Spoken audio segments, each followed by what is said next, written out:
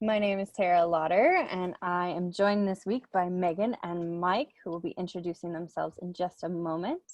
For those of you who are here every week, welcome back. It's great to virtually see you again.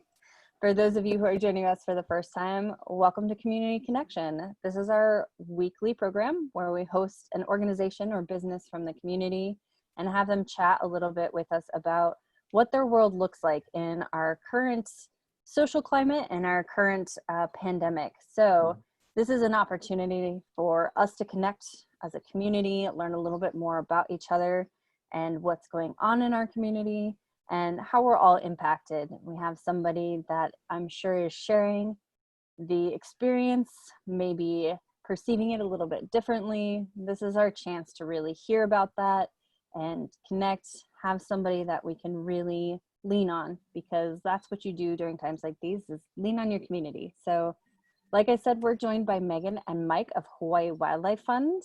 So Megan, do you want to share a little bit about yourself, how you got here, how you got to this position, and a little bit about Hawaii Wildlife Fund? Sure. So I'm Megan Lamson. I am the president and program director with Hawaii Wildlife Fund, and I am a marine biologist. So I've invited our intern, our newest intern with the Tropical Conservation Biology and Environmental Science program at Hilo, about 15 minutes ago to join us. So Mike Stone is also here, streaming live. And I work part-time as well for the Hawaii Division of Aquatic Resources within DLNR, but today I'll be focusing on Hawaii Wildlife Fund. And we are a small but mighty nonprofit organization based out of Kealakekua and Aiea, so Maui and Hawaii Island. And can you tell us a little bit more about how you got to this position? Like, what's your background?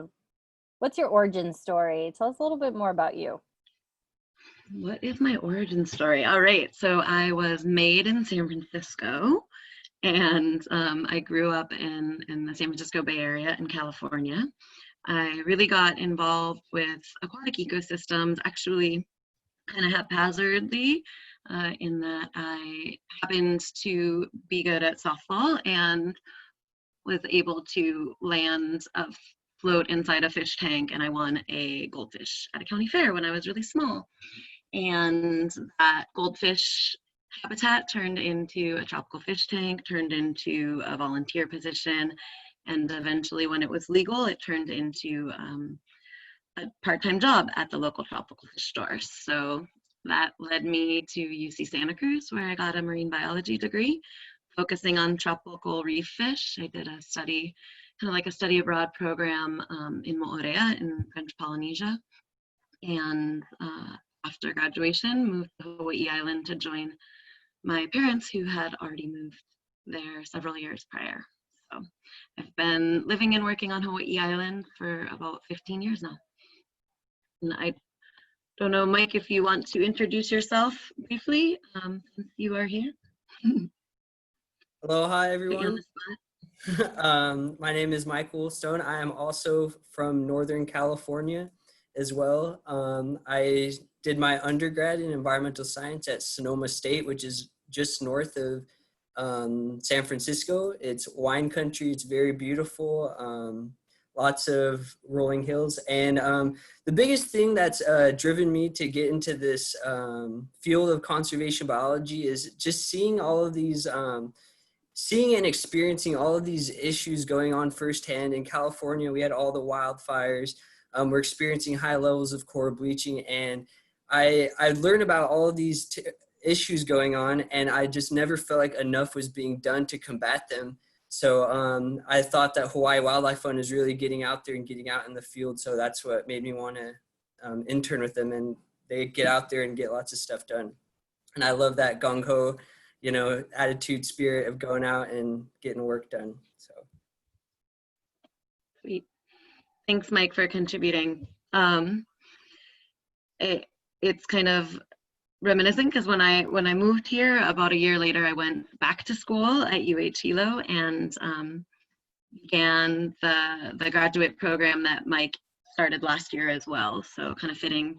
I graduated 10 years ago and now I'm sitting and helping as a committee member on Mike's graduate experience. That's fun. And you have a couple other members of the team that are also Hilo graduates, correct? Absolutely, yeah.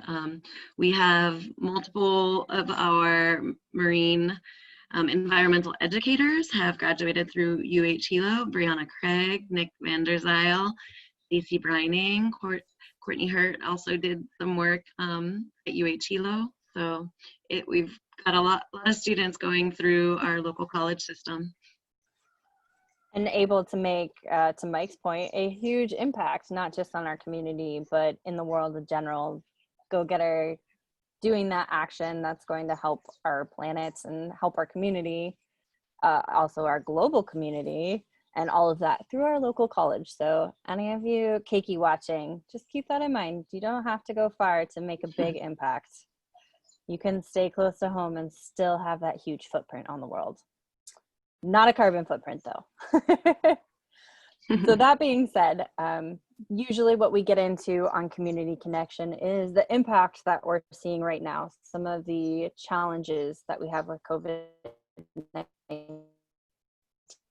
And before we jump into that, I just want to call out that I am today managing multiple devices. So if you see my eyes darting everywhere across the screen, please don't mind me. I'm just managing us on all of our different platforms, but I'm very present and listening. So maybe Megan and Mike, if you feel comfortable, you can jump in and tell us a little bit about the challenges you and Hawaii Wildlife Fund are facing right now with COVID-19 and sustainability as a whole. Yeah, absolutely. So first off, and for starters, originally I had signed up for this Community Connection kind of geared towards like key environmental education. So later we will launch into a sample of one of our lessons related to marine debris prevention. But before we can tell you how we were impacted, I guess it's appropriate to give a short kind of synopsis of what all we do normally before coronavirus happened. So on Hawaii Island, we're known primarily for our Hawaii Island marine debris removal efforts. We also have environmental educators who go around the island and work in classrooms from kindergarten all the way through college. We are involved in some community-based restoration work as well, from estuaries and ancholine pool work, and are trying to support as much research as possible, both through university students, supporting interns, research and support and protection of hawksbills and honu that are nesting on Maui. So kind of a wide variety of things. So that we are a very small Hawaii-based nonprofit. We don't have any offices per se, and so we are all kind of working in the field and or out of our homes, our home office. So this pandemic has influenced us a little bit differently. Has really kind of put into perspective the fact that unfortunately wildlife is not necessarily considered critical infrastructure and doesn't, excuse me, my dogs are barking. So I apologize for that distraction. You know, it isn't always as prioritized as we would like to see it being. But that being said, we have, like most nonprofits in Hawaii, we've had to just be resourceful with resources that are available and work around whatever obstacles are thrown at us. So whether that was the recession in 2008 or this pandemic, we are dealing with it, trying to deal with it gracefully. So challenges faced, we, like many others, are really very concerned about safety of our volunteers, of our staff and team members, their ohana, our island community, as well as our native wildlife and ecosystems. So as soon as we realized that this was going to be our problem, our board and core team members on March 16th decided to kind of put a pause and a hold and postpone all of our community volunteer operations. And so we've kind of taken a step back and had time. This has kind of like allowed us to reassess some of our programs, try to get all of our classroom environmental education and curricula loaded and launched in a virtual platform. And then the fieldwork that we have been able to do has been based on kind of the loosening of some of the restrictions from Governor Ige and our proclamations. And when we were allowed to return back to the beach, we were able to continue our debris surveys and native seed collection efforts and large derelict fishing net removal efforts, et cetera, et cetera. So as of last week, we are now allowed again to host volunteers, but it's still very limited basis, limited numbers of people in our vehicles. We've implemented all sorts of new safety protocols, including mandatory masks when we are in vehicles, windows down, hand sanitizers, everything that you're all very familiar with. But we haven't, we're just kind of taking everything in stride and trying to move through this very unusual period, like being flexible with ourselves and kind of like setting the expectations a little lower about what we are expecting to achieve at the end of every week, and kind of moving forward with patience and keeping safety in mind. As a nonprofit, have you found it challenging to find funding right now, or has that been still flowing pretty well? Really good question. We are primarily, actually we're funded about half and half between government grants and individual and foundation donations. We do receive a fair amount of funding from $5 donations, $20 and more into our website every month. And so we haven't seen the impact that we are expecting to see in the second half of the year.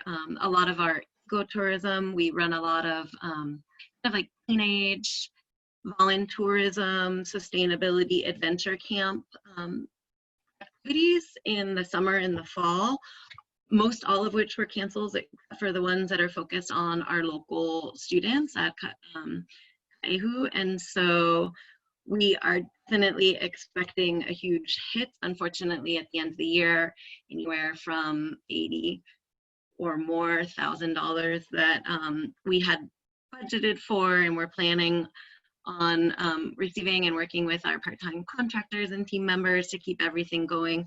So we're like everyone else, it's not the time to everyone, a lot of people are struggling right now, so it's not the time for us to be asking for money and fundraising. We got to get a little bit creative and looking for new ways to both like cut our costs and do more with less. So that's what we are planning to do. And I like to stay positive and think in abundance. And, Tara, like it's been a great example working with you here in your role with Ke'ahole Center for Sustainability and previously with Ke'Kaiola and such. All of us local nonprofits and local businesses and community members really need to like work together in these. So sharing resources, cutting costs, sharing office, storage space, equipment in order to get through these hard patches. So I'm confident we can, working together. And yeah, I don't know if you have anything. I guess maybe raise your hand if you have anything you'd like to say or contribute, Mike. I know Mike and I have both been to the mainland and back during this epidemic, both to kind of prepare our families' properties for the fire season, and so have been through the 14-day quarantine process. Mike is on his last day of which, so that has touched us also personally. But thankfully not to the extent that it has. We've been really fortunate in Hawaii so far with the numbers. So. I think that you hit the nail on the head, and the motto for 2020 should be doing less with more, or doing more with less. Don't do less with Absolutely. more. That's terrible. Dyslexia at its finest. So for all those kids watching at home, don't worry, you too can have a major role in the community, even with your dyslexia. to that point, you're sharing all these wonderful programs. I know the breadth of what you all do, and I know that there's unique challenges for you all that you just shared, and universal challenges for everyone here in the community. What are some of the good things or innovations or adaptations that you all have made through Hawaii Wildlife Fund for the current situation? I know you were talking about your education programs. We can't be in classrooms right now. Is there something you've done with education programs so that they can still be delivered? I know you're following protocol and safety for cleanups. What else have you had to kind of adapt and create and still function? That's a really good question. I feel like we're always striving to think of new innovative solutions for the problems that we face, threats to native wildlife and technological challenges or global pandemics. We started brainstorming the idea of filming and recording a virtual huaka'i, so a virtual field trip down to Camilo Point, just as an additional component to our marine debris keiki education and outreach program. So this program, like I mentioned earlier, it's geared for 3rd through 5th graders, but it's available on our website, and teachers can read through all the activities. We'll send them supplies, materials as needed. But there are often times where it just logistically, for one reason or another, folks live on a different island or in a different state altogether, and or physical disabilities, or inability to safely bring 100 students down to one beach site at the time. We were thinking about doing a virtual huaka'i anyways. And so the timing is sort of fitting, and we are in the middle of recording footage for that and hoping to get that off sooner than later, to provide that as kind of like another option for folks who can't travel for whatever reason, would like to see kind of what it looks like, what it means to participate in a beach cleanup, what those roads kind of feel like bouncing all the way down the lava rock. And Mike has something to add?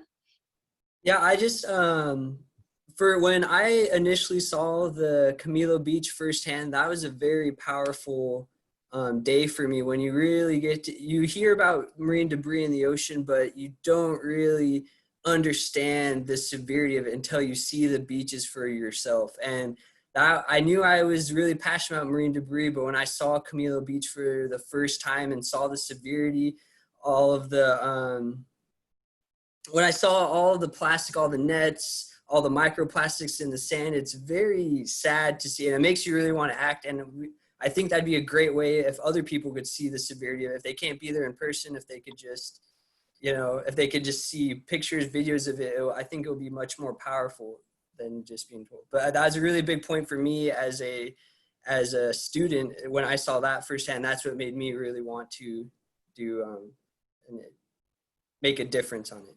But yeah. That's a great point. And I think we talk a lot about that within our internal community of environmental education, of nonprofits, of this storytelling theme. Putting somebody in a place is really the most impactful way that we can drive home a message, but also make people feel like part of the solution. If you just talk about it and lay out logistics and facts, some people are very logistic minded, numbers are great for them, but overall it's creating a emotional connection, a feeling and a story to that place. So I would actually let's see, Megan threw up a picture. So this is Camilo.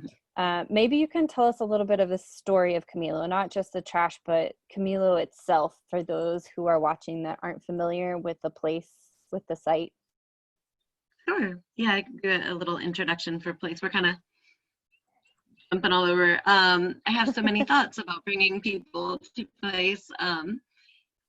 This is not how I would like to introduce Camilo Point or Lai o Camilo to you folks, in that it is clearly an example of like an area that has been accumulated with marine debris. Camilo Point exists within the ahupua'a of Waiohinu on the southeast end of the island. And Camilo means whirling, swirling currents in Hawaiian. It also means the Milo tree, and we do have a fair amount of those.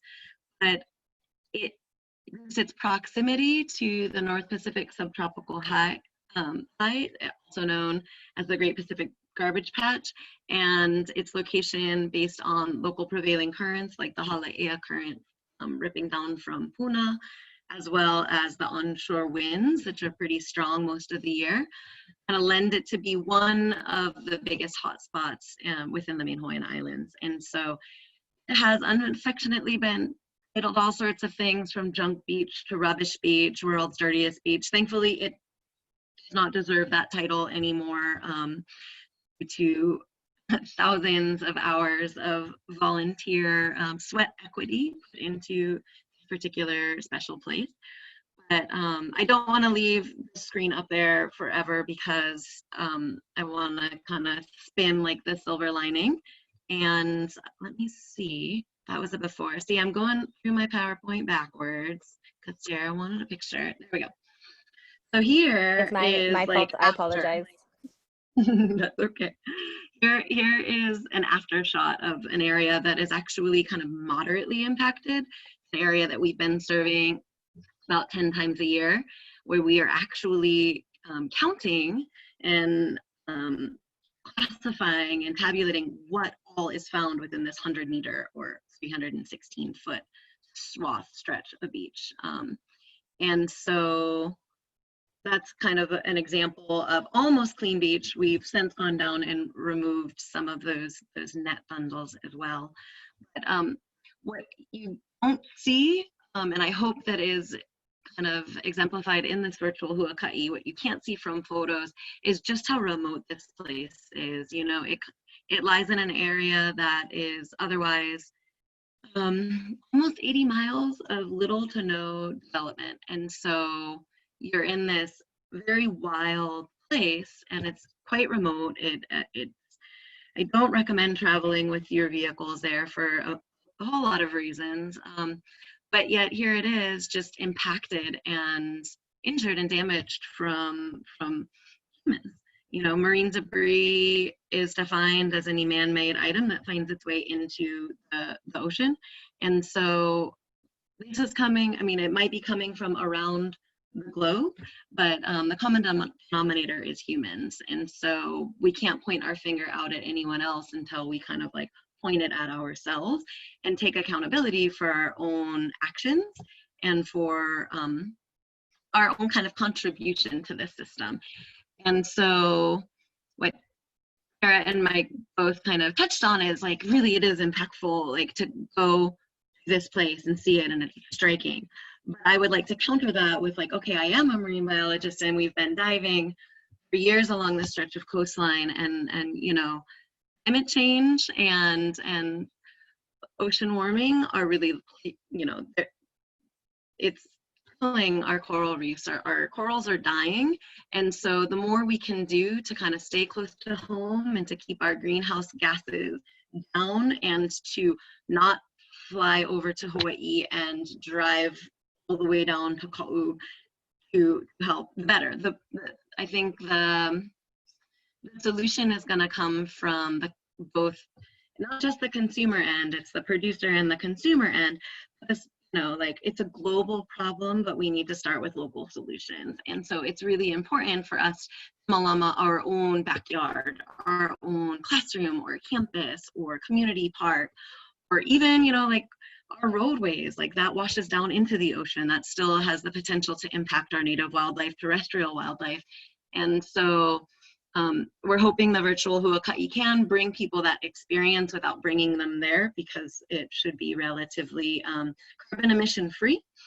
And we'll just continue until it is safe to proceed, hosting very small, kind of more efficient, effective beach cleanups, and trying to keep our carbon footprint down while still removing this plastic, but then communicating, you know, we all really have to turn off the tap from our end as well, and encourage the businesses and producers to kind of get creative and innovative with their production, make things that have less packaging waste, that are not designed to be used once and disposed of. So me find some more pictures while I don't know if either of you have anything to add to that. Yeah, I was just gonna flag, I think everything you said is very important, and I know that the people watching will most likely agree. I would say that probably one of the best things, one of the good things to come out of our current world situation, the COVID-19 pandemic, and we've touched on this in previous community connections, really is seeing this rest period to see what could happen if we paused, if we reduced our carbon emissions, our greenhouse gas emissions, if we took a step back and thought about, instead of going out and buying and shopping and ordering everything online like we especially tend to do in Hawaii when we can't find things, taking that step back and realizing while we're at home, it's a little bit quieter, we don't need these things. And that we have this community that already has a lot of things that they're trying to get rid of. So instead of those items finding their way to a landfill, a transfer station, they can actually find a home through these online markets that have popped up, even on Facebook. There's so many different online thrift pages that are selling. You can buy items that you need for a very discounted price that are still in good condition, and instead of them finding their way to the rubbish, they actually have a home with somebody else, and you've made a little money. But I've seen personally in the community and through all these community connections we've done that we've seen the corals start to rebound. We're not going to be able to have that huge impact on ocean warming right now, but it's a step. Reducing our carbon footprint because of the reduced travel. Not everybody is flying back and forth to the mainland all the time, or around the world in general, not driving everywhere. Things are calmer and quieter at home. So there's a lot less emission, and realizing that we need a lot less stuff, a lot less consumerism. And hopefully this can be kind of a diving board for all of us in the community to start realizing what we really need and what we don't, so that we can drive that pollution down on land, in the water, but also for us to go to those companies that are creating product and say, this is actually what we really need, not this mass production of single-use plastics. Can you, the other thing that I've noticed is everybody started to jump on this single-use plastic because of the COVID. But we've seen that a lot of research has already shown us that COVID-19 lives on plastic longer. It's better to use at least something that's paper that you can throw in the compost. It still becomes part of the soil, can go back to nature. It's less threatening for your health. And it's not just a plastic bag that's gonna live forever. So just taking this time through different organizations like yourself, ourselves, to be mindful, I think it's a really good first step. It's probably one of the few really good things that has come out of COVID-19. And I'm just glad that you're highlighting it again for everybody who's watching. Well, I appreciate your visionary perspective, Tara. You mentioned folks being more kind of logistic operations, numbers based, and that's kind of more where I sit. But yeah, you know, we can hope that this kind of rest period will allow folks to really, you know, take a moment and to see like what all we can do. We live on an island, the most isolated archipelago in the world, a set of islands, and so it really behooves us to think about, okay, well, do I really need these imported carrots from the mainland, or can I get the same amount of vitamins and minerals that I need from this papaya that just kind of sprouted up anyway next door? Or you know, planting our own gardens or participating in a community garden, to think about composting where you are able to, you know, I talk about greenhouse gas emission, but plastics and plastic, both, you know, plastics are made of petroleum. The most, you know, unless they're plant-based plastics, the vast majority are made of petroleum. And so we're extraction of oil, the production, the transport, the disposal. Essentially, even now we're finding the researchers that UH Manoa found that plastics left out in the sun, while they don't necessarily biodegrade, they are photodegrading and breaking down into smaller and smaller pieces. So they don't break down, but they break up, and they are releasing greenhouse gases, things like methane and ethylene, into the climate, in addition to, you know, issues with the disposal process, and if we're going to incinerate waste as well. So it's all kind of connected, and I don't want to continue to bring up climate change to the point where like I overwhelm people, but I feel like plastic is a great example. And the activity I had actually was related to something we do in the classroom. Plastic's a good example of something tangible that we can do, you know, because plastic is amazing. It's innovative. It's keeping my father alive with these little stints in his heart. You know, it's making our vehicles more gas efficient, like, and or, you know, electric vehicles, lightweight and better for the planet. But there is a time and a place. So I wouldn't argue that plastic is good or plastic is bad. In the classroom, we kind of go through on the whiteboard and we list out, let's think of it as like, is this a necessity or is this a luxury? You can think of this with or without the lens of COVID-19 here, because yes, Sarah, they have found that are a little disappointed in our mayor for kind of like using the emergency as an opportunity to pull the plastic bag ban from County of Hawaii, but they have found that COVID-19 and coronavirus has the potential to linger a little longer on plastic than it does on natural items. So still no like a great reason to continue to use our canvas bags, wash them and reuse them over and over again, and look for alternatives that are known by science to biodegrade in this lifetime. So in a human lifetime at the bare minimum. On this map right here, this kind of just shows, yes, most of our work has been done in terms of marine debris removal. You see that in the far southeast corner, so in the beloved Ka'u district, but we have worked around the island, so this is not something that's unique to any one area. I would kind of like, I guess, push any of you watching today to please let us know of a beach that you know of that doesn't have plastics. Tell me. You know, one of our environmental educators, Nick, when he was an undergraduate at UH Hilo, his research project was investigating microplastic pollution, so stuff that is less than 0.5 centimeter and like 1 to 5 millimeters, like really, really teeny stuff. And there's actually stuff even smaller than that we're calling nanoparticles that have the potential to move in and out of our cell walls. I mean, really kind of frightening the way that it's getting smaller and smaller. But Nick's project investigated, for example, microplastics at Bayfront and also at Hapuna State Park up in North Kona and at Pohiki, and found that even at Pohiki, brand new after the lava flow, there was microplastic fragments. So a lot of these fragments are things like this very polo shirt that I'm wearing that's synthetic.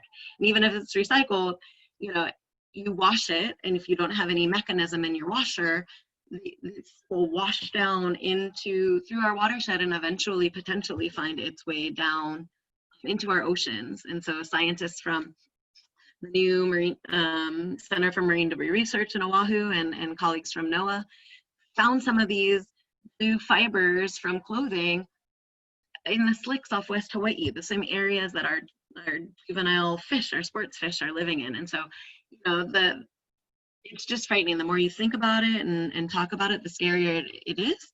But that doesn't stop us from like assessing what are the small steps, like, because every little bit counts. Every time you're outside and there is trash on the ground and you have an opportunity to safely pick it up and not expose yourself to any viruses, please do so. You know, that is better for human health, that's better for our native wildlife, better for our communities, and less potential for it to have any sort of negative interaction with wildlife in the future. So the activity was just with kids. I don't know if I can pull it up, it's on a different slideshow. I see. I had a whole slideshow to go through, but you guys racing through. So just to kind of like address this question with kids, is is plastic bad? And no, we don't want them to think it's bad. There are some great utilities for plastic, but we just want everybody to kind of have a little bit more mindful interaction when you do have the option, when there are potential alternatives, plastic, to consider them. So even if you are under 18 and don't have the ability to vote in people to represent you to protect the environment, so plug for all the adults here, please vote for people who are willing to protect our ecosystems and our communities. But every time you purchase something, that's essentially like a vote. You're voting, you're telling that store owner, hey, this product, this plastic water bottle, I support this. I'm gonna pull this off the shelf, I'm voting for it, and supply and demand, you're gonna replace that item on the shelf. And so, just take that moment, use your dollar, vote for things that are a little bit more in alignment with environmental and human sustainability and life here in these islands. So this was the activity, and for those of you, I can't see who's streaming from Facebook Live. I don't know what our audience looks like, what sort of age or demographics we have here, but everyone might kind of focus in on a different item that kind of means something to them. And I would charge you with doing that, like from contact lenses, Velcro, water bottles, child car seat, pacemaker, 6-pack ring, all the way to surfboards, Band-Aids, cigarette butts. So columns that we work through with the kids, we have kind of go through it as a classroom together, and we say, hey, what do you think about contact lenses? Are they a luxury? Are they a necessity? We have students think about it themselves and then share with a partner. Oftentimes we'll have different votes for the same item. So someone could argue, for example, contact lenses. Contact lenses are not a luxury. I cannot see without my contact lenses. I will walk into a wall. I will walk off a cliff. That's a necessity. So then take it a step further. Are there alternatives? Can you use glasses? Can you use glasses that are glass, or maybe, they last for 2 years? So, well, yes, you can, but not if you're scuba diving. So kind of depending on your unique situation, and medical health things are a little bit harder. But I mean, I'm not saying one way or the other. Like I urge each and every one of you to kind of consider these things and think, hey, this water bottle, this is necessary. I don't have drinking water at my house, so I need this plastic water bottle. Well, are there alternatives? Are there fill stations? So you just have to buy one big 5-gallon bottle and then refill it, or refill your reusable water bottles, or can you get a filter? Or are you traveling in a country and or parts of this island where you don't have access to drinking water? So sometimes it's a luxury, sometimes it's a necessity, and oftentimes you can find alternatives.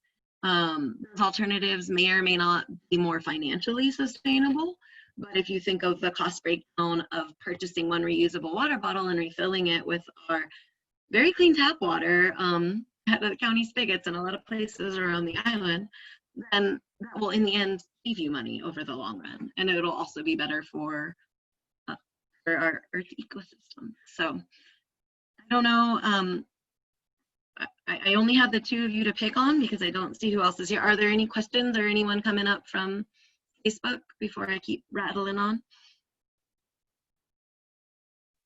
There are no questions so far on Facebook. Okay, well, that was one activity. Maybe Mike, do you want to share, or Tara, did either of you focus in on an item that you want to share anything with, or you don't? You have took to. away my list. Oh, can you not see it if I leave it? Okay, hold on, going back. I'm not quite sure what screen do you see if I leave just right a gallery? now you're on concentration of debris. Oh, really? Yes, ma'am. Oh, so this list hasn't, okay. Wow. Well, the list showed up and then it went away. It's back. Got it. Oh, I took it off. realize that this is probably silly, but I actually zoned in on the fruit sticker. Mm-hmm. Mostly because when you're in the grocery store, I feel like every person at checkout already has the PLU, the code that they need for those items on a sheet in front of them at the register. So it always Mm-hmm. seemed silly to me, because then you also inevitably bite into the sticker. And so for me, it was, why couldn't you have to wash your fruits and vegetables, why couldn't you print it directly onto the item? Or Mm-hmm. your alternative be that you have the codes at the register, even self-checkout. And now we have the Mm-hmm. computer system at self-checkout that you look up the item anyway. So to me, that Oh, one, that's an interesting one. even as a kid, I always felt weird. I was like, why is there a sticker on this natural product? It makes no sense. But I understand it is also convenience. And I feel that a lot of the items that are single-use plastic are out of convenience. Mm-hmm. And maybe I need to be a little less lazy myself and start thinking about how to minimalize my single-use plastics out of pure laziness. I'm guilty of So that for sure. I'm so stoked you brought up the fruit stickers, because, well, for one, is there an alternative? You know, there are places that sell fruit without stickers, but, you know, there are biodegradable lines of every product. So I am sure that we could encourage fruit production, you know, folks to use biodegradable stickers and or edible stickers last at least the duration of, like, while that fruit is ripening and gets to the owner. Like, the flip side of that to me would be like, well, the sticker is much better than, have you seen our local, beautiful, local grown greenhouse tomatoes that have the sticker and then are put, or used to be put at least, on styrofoam and then wrapped in saran wrap? So I would much prefer one little sticker to that. Yeah, like, where, and the sticker seems so manini, but like, just, you know, when I was quarantining last month, I did a lot of walks right around my property, and there's a piggery on our road, and one of my neighbors, bless his heart, picks up all sorts of scrap food from a variety of different restaurants and grocery stores. And I asked another neighbor, like, why do I see all these, like, I pick up trash as I walk. I just, like, walk and pick up. I end run.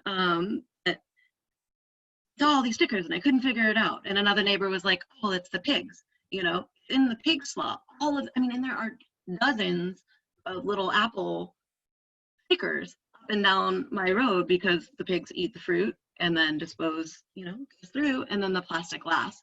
So that is fascinating to me that you brought up the stickers, because they do last. And then the idea of convenience, you know, in general,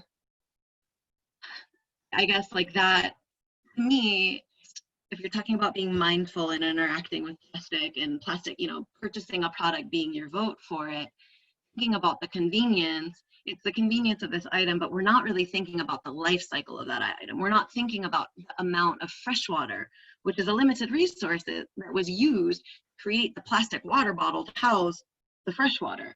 It's like almost more than the water in the bottle, you know, and so, and then how is this disposed of on island? Where does it need to be shipped? Or, you know, are we using diesel? Are we using fuel? What are we, like, the idea of convenient, yes, it might seem convenient in the moment, and oftentimes if you get to-go food now, and bless you for supporting all our local restaurants and getting to-go food right now, like, folks automatically put the plastic utensils in there. Like, if we can think ahead of time, like, get in the habit of bringing your own bags and being like, oh, I don't need utensils, because it's convenient and they're there. But this plastic fork, probably made of rigid polystyrene, so the same thing that was in the foam containers, only those are expanded. It's a different type. It's the same polymer, but it doesn't have air in it. And so these things will last for a very long time. Plastics have really only been manufactured, like, at the rate they are, like, slowly increasing since, like, post World War II, like 1940s and 50s. And so we don't really know. There isn't super duper amazing science out there to be like, well, this 2G monofilament line will last 600 years. We've been told that, but plastic hasn't been around long enough for us to know how long it'll take for this to degrade. But like, is the convenience of using this fork for 5 minutes really super convenient? This fork has the potential to outlast your kids, you know, like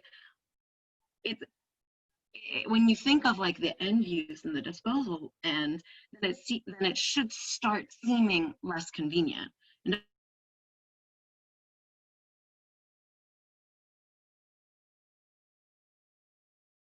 don't get me wrong, like there are times that I drink imperfect and we just need to do the best we can and be conscious and conscientious about our choices.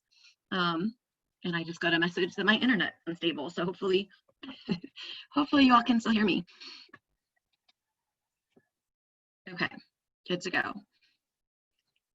So I am a little all over the place, I feel like, although we are wrapping up, kind of getting towards, and I'm not sure what screen you folks can see on your screen right now. You are not sharing a screen right now, so it's just us.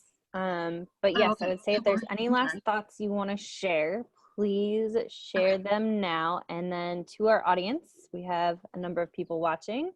If you have any questions, this is a great time to ask, and a great group. We have 2 professionals here to answer those questions. So if you have any questions, throw them up in the chat and I'll make sure they get asked before we sign off today. But Megan, if you want to share any last thoughts, I would say go ahead. Oh, another slideshow. Like you know me. Not another slide, just some more photos. So okay. And Mike, do jump in if you have something else to add.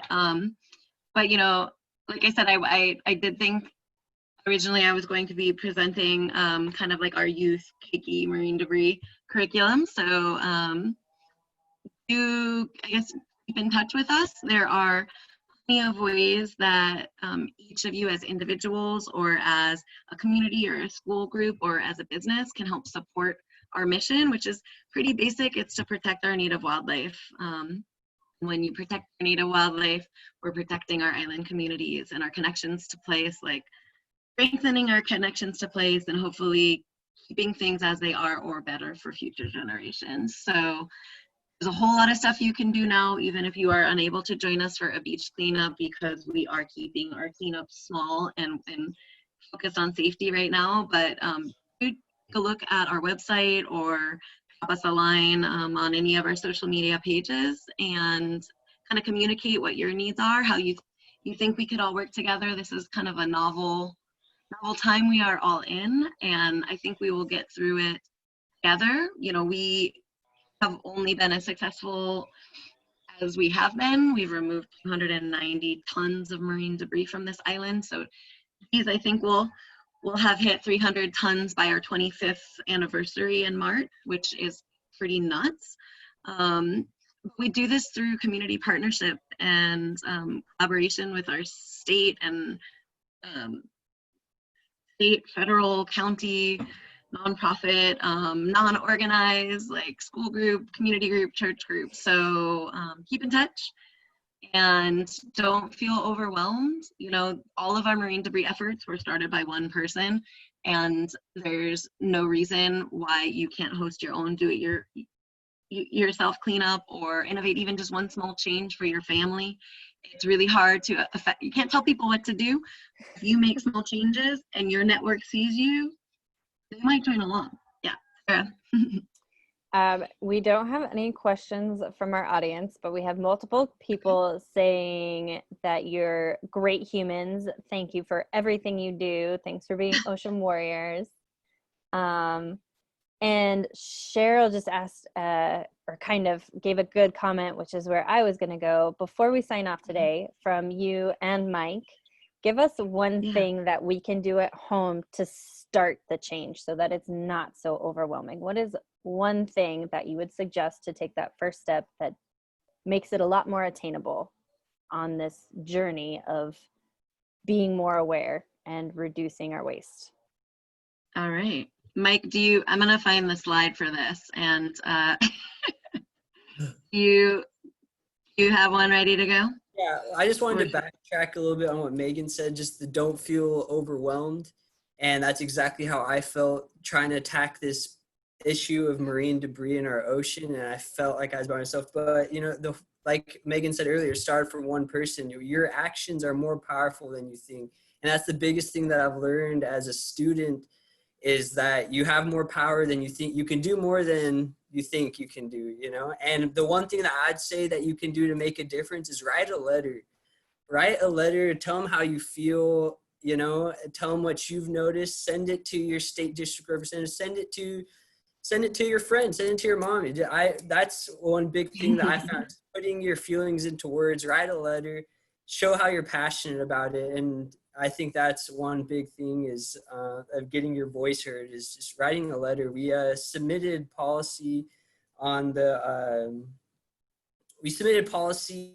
sometime early this year, right, 2020. And just to see it get passed unanimously felt like I had all the power in the world after it. So I think writing the letter and having someone read your letter is just really powerful and big is the thing that I would say.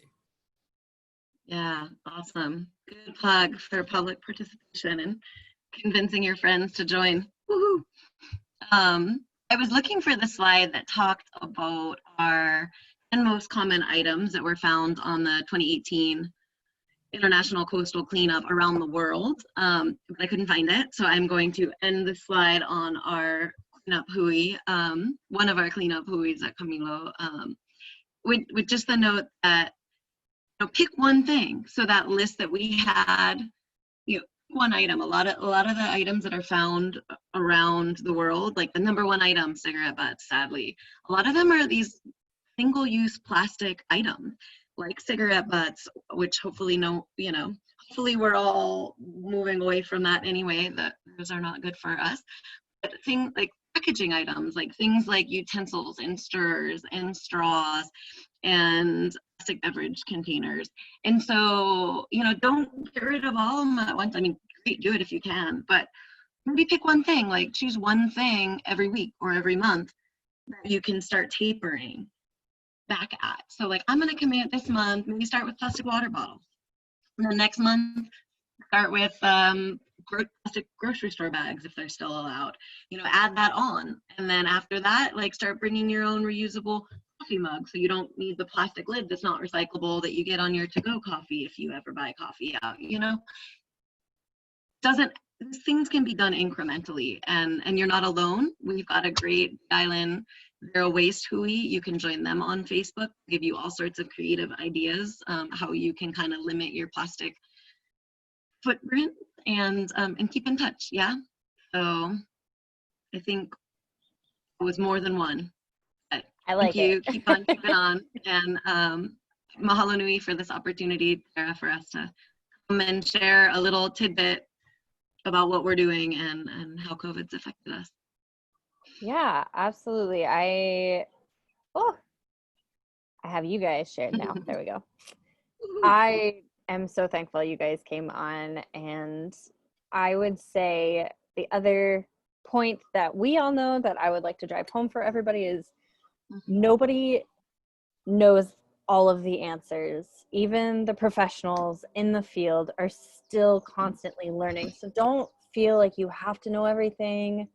Just starting the learning process and educating yourself on it is a huge step in and of itself. Nobody knows all of the information, and we're learning new information every day about these topics.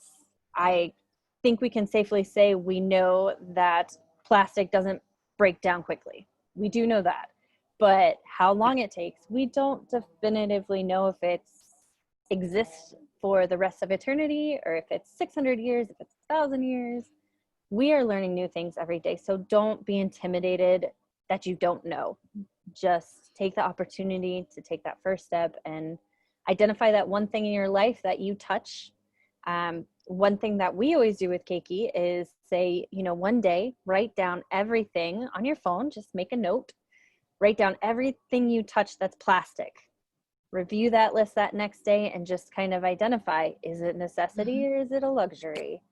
Do you need this? Do you not need this? And then that's how you can start whittling away at it. And we also got kind of a comment in our Facebook Live about how can you help from the mainland? And we all get that question a lot, I would say. And truly, it's no different than what you can do living near an ocean. All water makes its way to the ocean, every single little bit. So what we do right next to the ocean should be the same as what you're doing in the middle of a landlocked state.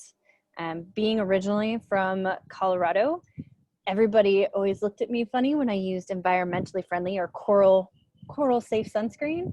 But truly, it is environmentally friendly sunscreen. So that sunscreen that you wear when you shower is still going to go into the water and into the system, as Megan was saying, into your water system in your state. And it's going to impact your ecosystem there. And eventually that water is going to make its way to the ocean, no matter how far away it is. So being just conscientious of items like that, but it's the same. It's no different if you live next to the ocean or live in a landlocked state. The things that you can do to protect the ocean and our planet are the same. They may see a more immediate impact, but they're the same. And with that, thank you so much, Megan. I know we've taken up a large chunk of yours and Mike's time, but thank you so much for being on and sharing all of that wonderful information. And if anybody has questions, I will make sure to put in the comments the website.